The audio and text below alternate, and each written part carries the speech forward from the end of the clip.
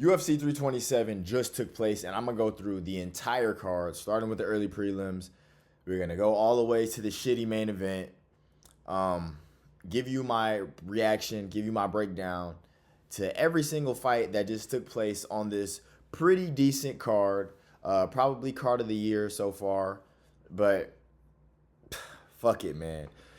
Here we're gonna start right away with Charles Radke versus Francisco Prado. I said it in my predictions video. Francisco Prado shouldn't be in the welterweight division. He shouldn't be in the UFC. He's not UFC caliber at all.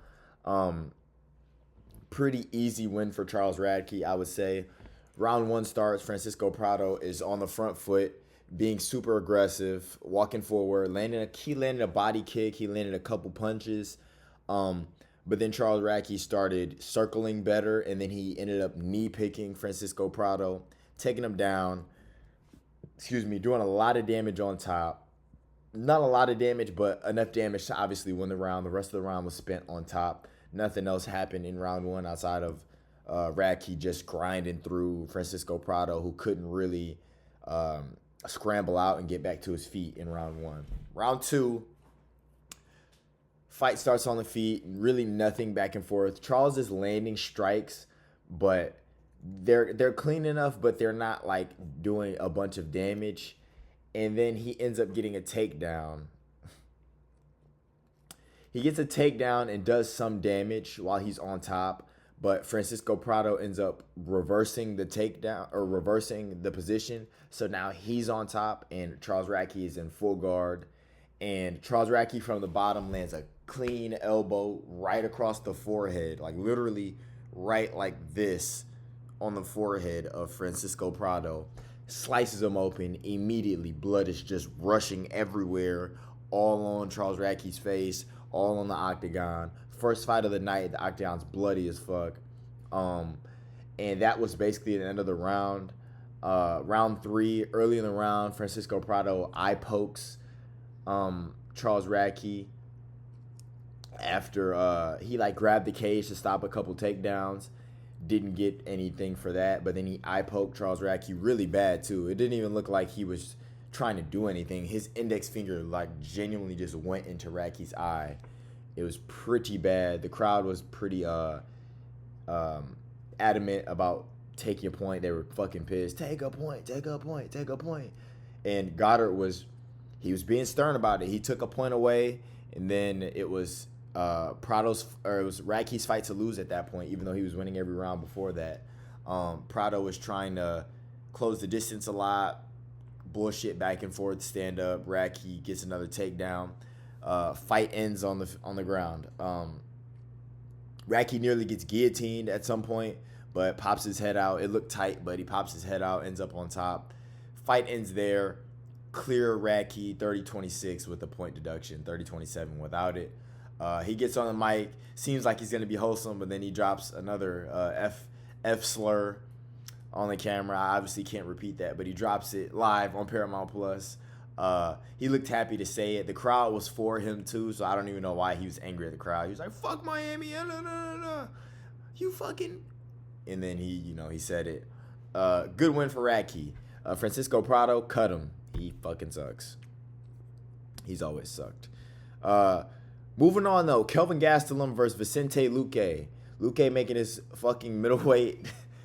This card, man. Luque making his middleweight debut against the Blob, Kelvin Gastelum. Kelvin's landing on round one finish for Vicente Luque, but I just want to say Kelvin was landing on Vicente Luque at will. Kelvin's hands, he's fat as fuck, fine. His hands are something. His hands are quick. He lands in combination, and when he's in that boxing range, he lands well. He's landing at will. Vicente is not really landing much on him. Kelvin shoots a stupid takedown and ends up in like a front headlock choke, like kind of the Justin Gaethje position. But well, no, Justin Gaethje's more north-south. He just ends up in against the cage with a front headlock with Luque's knees down, so he can't knee him to the ground. He can't knee his head. So they're basically just stuck sitting there like this for 45 fucking seconds before they end up separating. They separate. Kelvin's still pressuring Luque up against the cage, and Kelvin comes in the pocket, boom, boom, boom. Luque lands a mean, he throws a left straight and a mean right uppercut right on Kelvin's chin. Kelvin falls back. Luque gets on top of him. He's trying to wrestle up. Kelvin's trying to wrestle up, do a bunch of stuff, and then he fucking sticks his head into a fucking Darce, and that's the end of it. Luque loves the Darce, so it wasn't shocking there, but Kelvin's a fucking bot. Like, he just stuck his head into a Darce, and he stupidly shot a takedown.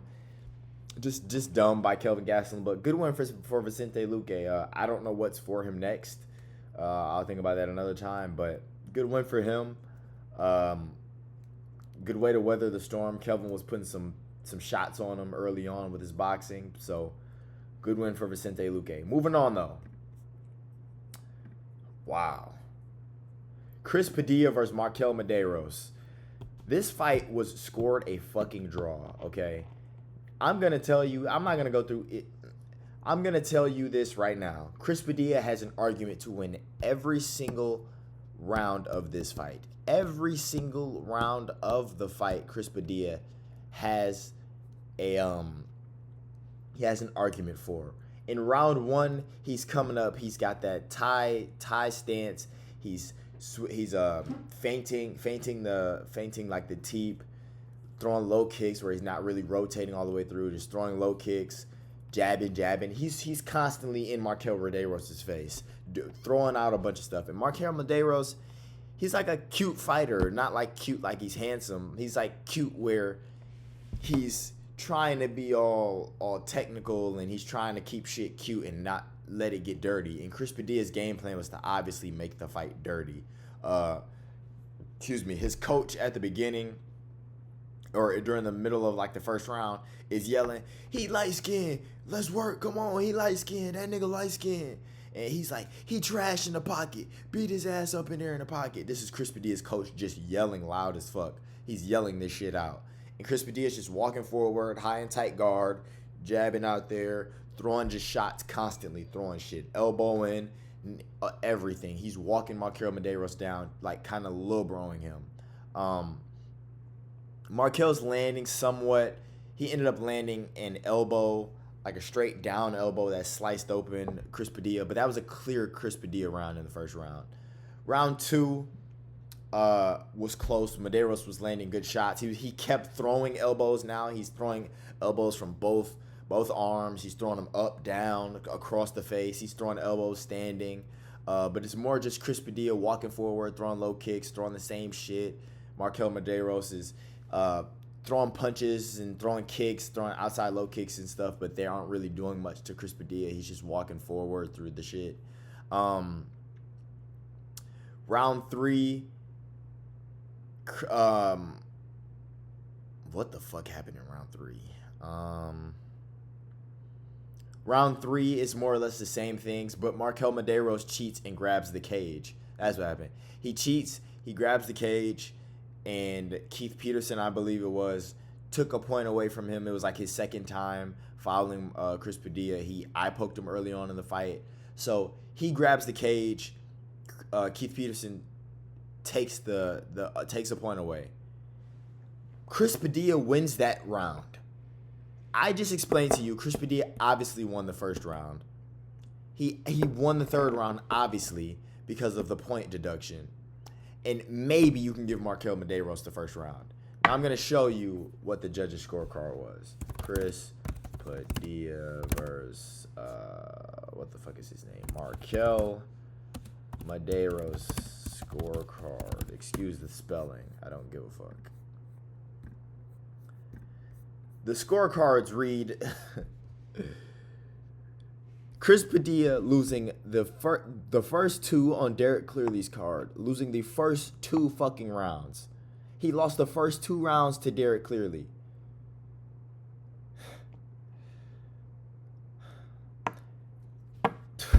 Wow.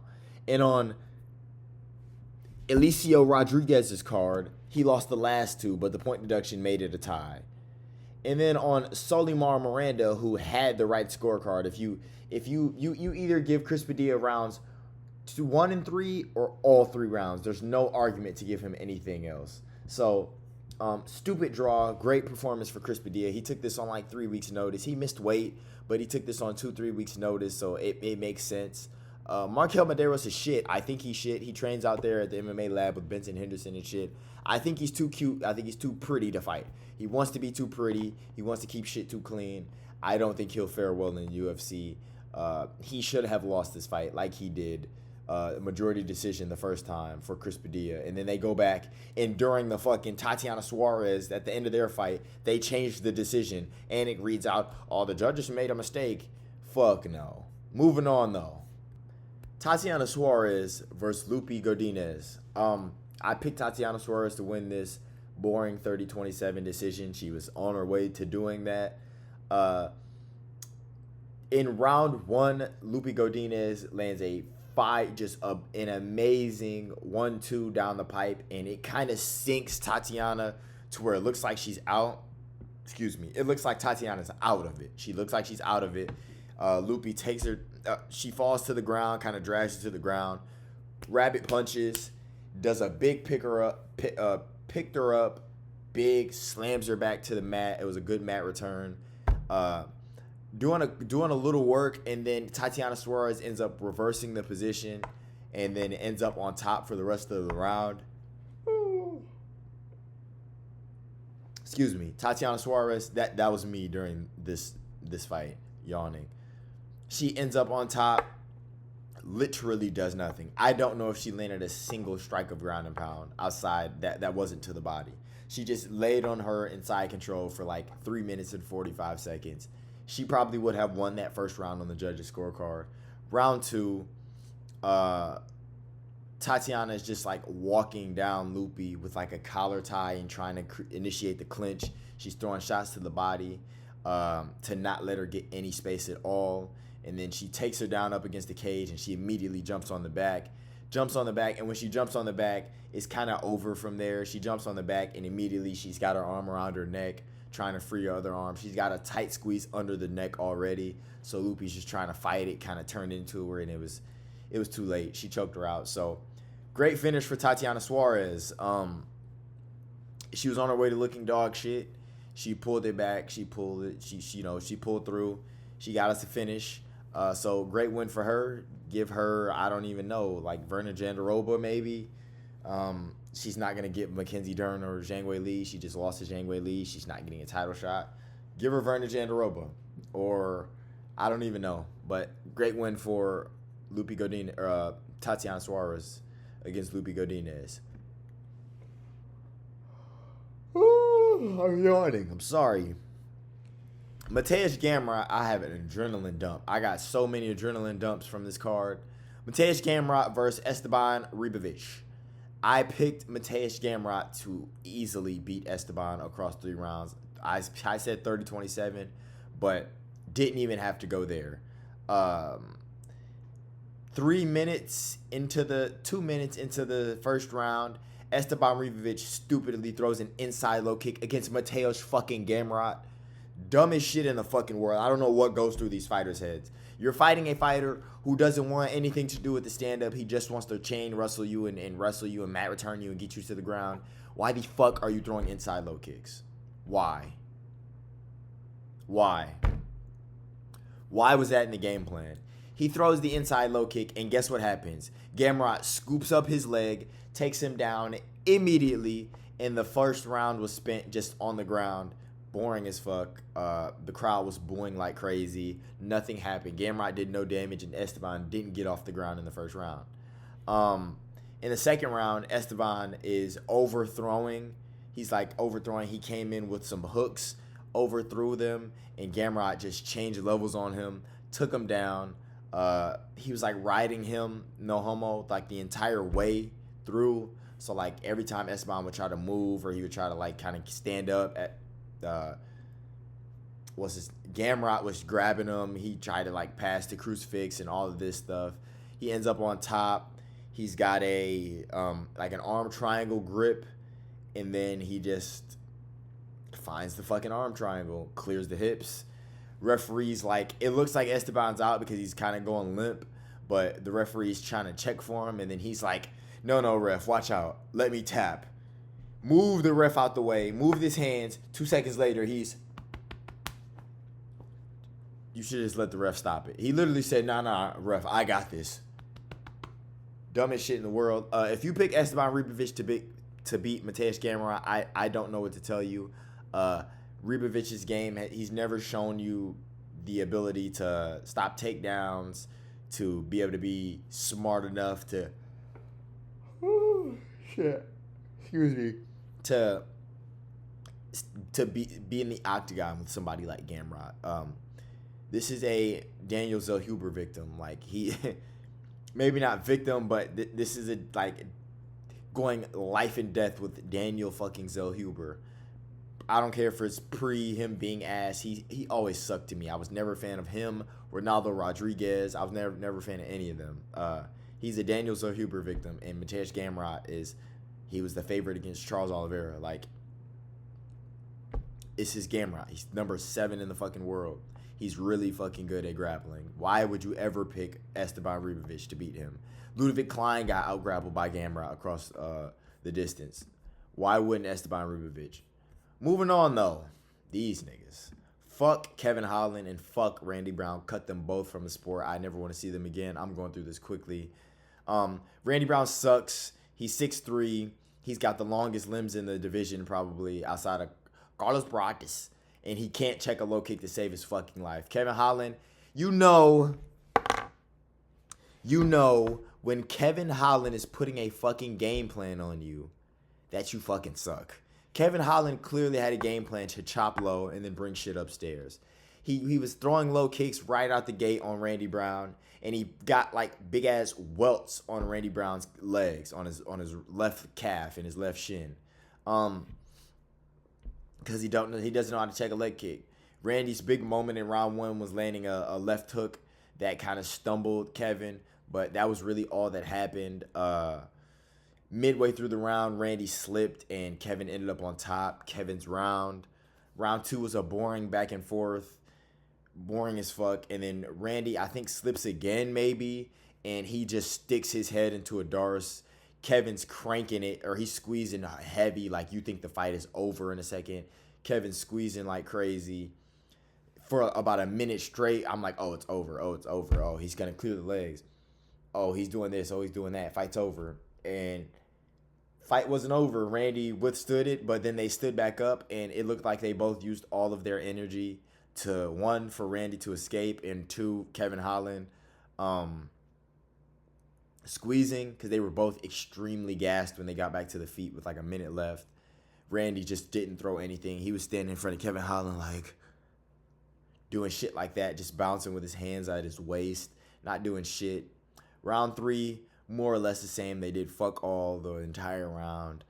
Kevin Holland, easy, 30-27. Moving on. Fuck Randy Brown. Fuck Kevin Holland. Cut them both. Randy Brown was clinching up against the cage because he was so tired. He was stalling for the entire 3rd round, and he couldn't even get the round. He got 30-27 by 20-26, Kevin Holland. Moving on. Patricio Pitbull versus Aaron Pico.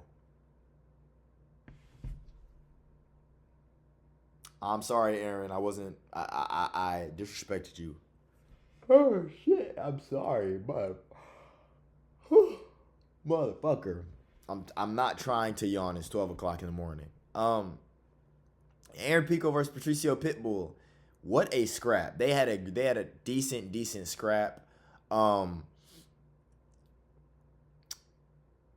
starts out. They're both like in boxing range with each other, just landing. I think Pitbull's landing the better strikes. He would kind of bait Pico into throwing so he could come over the top. So he could slip, come over the top with that right hand. He kept doing that the entire first round.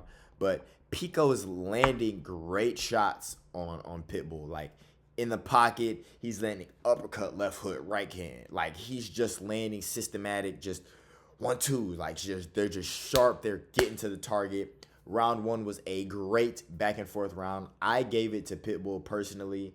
I picked Pitbull to win, but I know he lost this fight for sure. So it wasn't me being biased. I just gave it to him because he kind of stumbled Pico in the middle of the round. Like, he looked like he was landing the better shots to me in round 1. Round 2 and onward, pure and utter just kind of domination from Pico. He's landing strikes at this point, and when he's landing, it like clearly hurts Pitbull. But Pitbull's got chin of hell because he's just not getting dropped by them. He's just getting like kind of staggered, or he would just sit there and eat them. Pico's landing just straight 1-2 down the pipe. He's coming in the pocket, 2-3-2. 2-3, 3-2. Like, he's just doing crazy shit. Like, not crazy, but he was doing extremely well in the pocket against Pitbull. They weren't really low kicking each other. Pico was shooting takedowns every once in a while, but the majority of this fight was on the feet. After round 1, it was complete and utter domination from Pico. He was landing clean shots. Damn near everything he hit looked like it hurt like a motherfucker. I don't know how Pitbull didn't fall out from that. But great win for Aaron Pico. He's going to be ranked now. He should be looking for like a loser of Melco Zalacosta, Arnold Allen. You know, that type of range.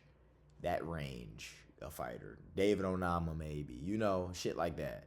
I don't know. But great win for him. And Pitbull, I don't care. Cub Swanson versus Nate the Train Landwehr. Happy retirement, Cub. Fucking masterclass from Cub Swanson. As we all know, Nate the Train is a slow starter. He just got washed down by Cub Swanson for the entire round. Cub Swanson had Nate Landwehr on the back foot. Cub was throwing a couple low kicks. They were both like kind of feeling each other out, just fainting at each other for the first minute of the fight. Then Cub started throwing low kicks. He started letting his hands go, and when he let his hands go, it was over with. Clipping Nate, he was faint, and then just come over the top with the right hand, clipping him, having Nate on skates multiple times. Cub just hook in the pocket with him, just beating him the fuck up in the first round. I don't even remember him getting touched, honestly. At some point, he just didn't get hurt. I don't remember him getting touched. 15 strikes seems a little crazy to me. I cannot recall that. But Cub Swanson just beat up on Nate Landwehr for the entirety of the first round, and that was about it. Sent him off with a great retirement. It was one of those performances where it's like, damn, why are you retiring? Like, you're really fucking good. You don't even have to retire. Like, I don't know. But great win for Cub. And Nate, who cares, buddy? I don't know. Fun fighter, but like, he stinks. But Cub was slick with it. He was landing that right hand, and it was wobbling Nate everywhere. So great win for him. I'm gonna yawn on camera for this.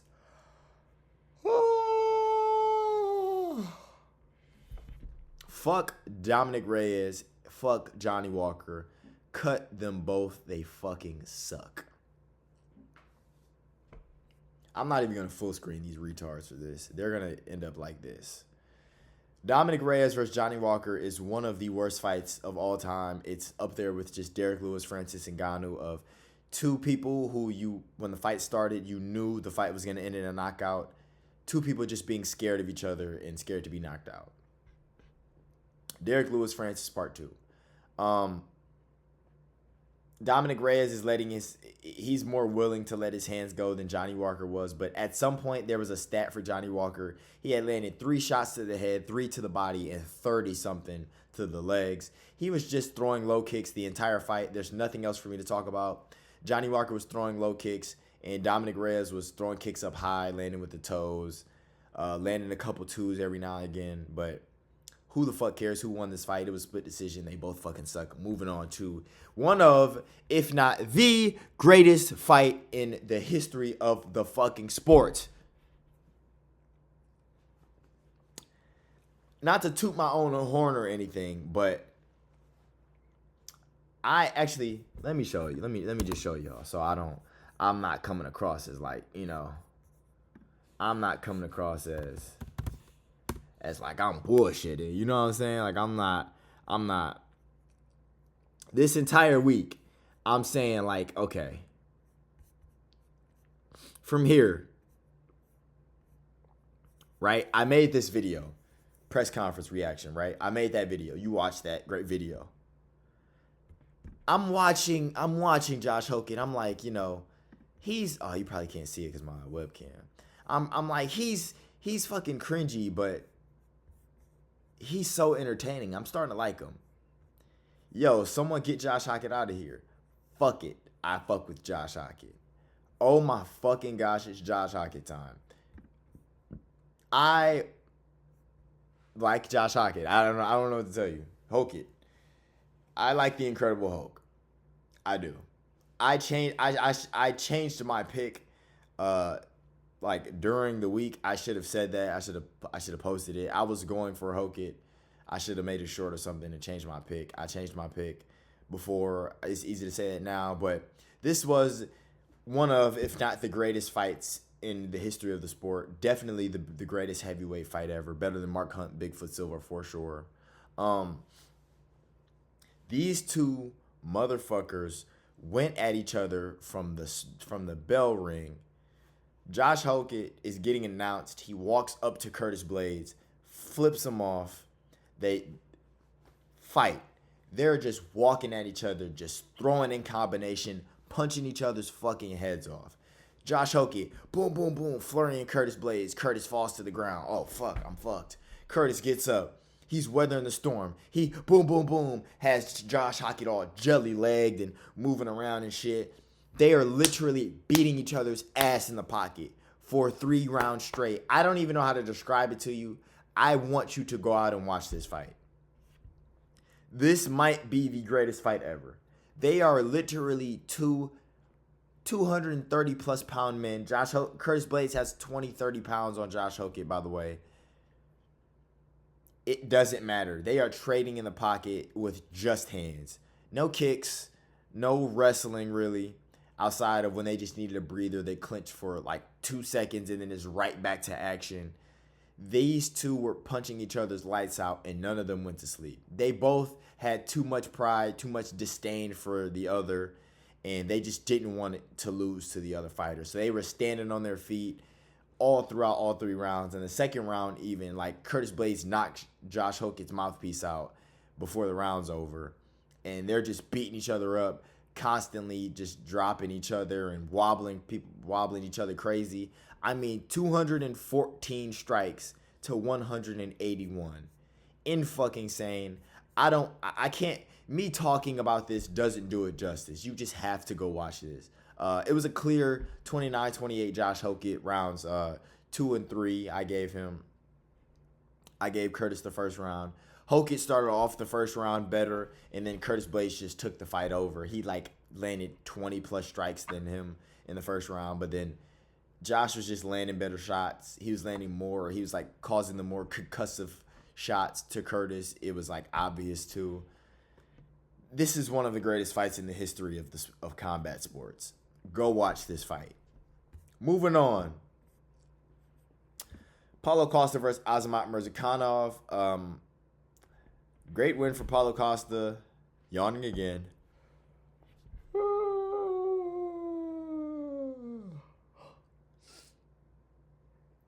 I'm back. Great win for Paulo Costa.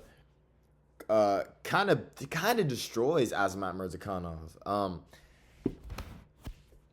I picked Azamat to win this fight. I thought he was going to be able to touch Paulo, and Paulo wasn't going to like it, and I thought Paulo was going to go to sleep. But Paulo got a chin, low-key. Round 1, Paulo Costa is blasting the body kick for that split stance, southpaw orthodox, blasting a body kick. When you have this type of body, when you have these body features, and you don't have this, you gotta have some. You know, your core gotta make some noise when you hit that bitch. You know what I'm saying? Your core gotta knock a little bit. And when your core's not tight, when you're flabby and shit, when you're skinny fat, those body kicks fucking hurt. and Paulo Costa was blasting body kicks in the first round. He was scurrying on the outside, avoiding the big shots from Azamat. Azamat didn't really land much in the first round. How many did he land? 7 strikes in the first round. He couldn't really touch Paulo. Second round was a more close round. I gave this one to Azamat Murzakanov because Paulo started to slow down. He started to eat shots. Azamat was landing hard to the body. He would go up, then throw a hook to the body, go up, throw a straight to the body, straight left. Paulo was clearly fatigued and slowing down, or he was hurt. Azamat brought a couple of strikes upstairs that landed clean. Paulo was still blasting the body kick that whole time. Azamat's eating it on the arms, eating it on the elbows, eating it to the body. He's just eating that body kick. Paulo's bringing it up high. He's throwing inside low kicks. He wasn't really doing much with his hands. He just had to kick this fight. What Alexander Rakic should have been doing, by the way. But round 3 ends in 1 minute and 23 seconds. Paulo's blasting to the body, and it's clearly hurting Azamat at this point. And then he brings it upstairs, and I saw it on the replay. I don't think the majority of people saw it, but I saw it. The forearm that's protecting Azamat's head right here just fucking snaps in half, kind of. And off a head kick, so he's blocked the head kick. The head kick kind of lands, but then the forearm's there, so it hits the forearm and hits the head. Forearm's fucked, you can tell. And then Azamat just falls on the ground and kind of gives up because he's fucked. Like, his arm's fucked. He's getting hit a lot. Paulo head kicked him at the beginning of the round twice, wobbled him crazy. It was over with. Great win for Paulo Costa. I don't know what's for him now because he's now ranked number 6 in light heavyweight. And I'll get to light heavyweight debacle in a second, but light heavyweight's in a bit of a pickle right now, so I don't know what he does. But great win for him. And Azamat Murzakanov, I don't know what he does, man. He's got to get a new style, I think. He's so bouncy. He doesn't really do anything but throw hands. He doesn't take people down. He's not crafty. He doesn't really use his kicks at all. He just bouncing, explode. Bouncing, explode. That's his game, and Paulo figured it out. And I think the rest of the higher ranked in light heavyweight would figure it out outside of Alexander Rakic. So, moving on though.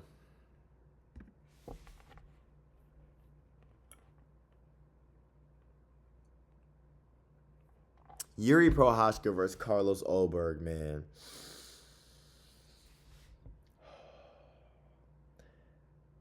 I did my full recap to this fight already. Video's already up, but Carlos Ulberg's knee, his knee explodes. He tears his ACL in the middle of the fight. Yuri Prochazka shows him mercy, literally shows him mercy. He's trying to give Carlos Ulberg a chance to fight. He's trying to point down for them to just trade in the pocket. He wants Carlos Ulberg to be able to stand and fight. He didn't want to take the easy win. And he pays for it. Yuri was blocking. He was blocking the entrances. His entries were blocked well when he would enter, and he would move or duck or block the check left hook from Ulberg. He was coming across the distance well. Ulberg was landing that low kick. It was money. And then on his step back, tears his knee.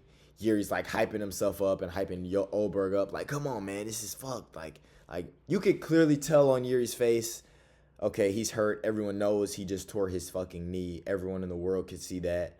So I'm gonna give him a chance, kinda. I'm gonna show him mercy. I'm not just gonna fuck him up. And it cost him. Carlos Ulberg literally tore his fucking knee. Yuri threw 2 low kicks back to back, and they swept Ulberg off of his fucking feet. He could not stand, but Yuri continued to just stay on the feet with him. He comes in the pocket stupidly, no guard, no nothing. Ulberg throws that left hook out there, drops Yuri bad, then follow-up shots, sleeps him. Terrible for the division. Ulberg's out for a year now, and he's just dull as fuck. He's such a dull watch.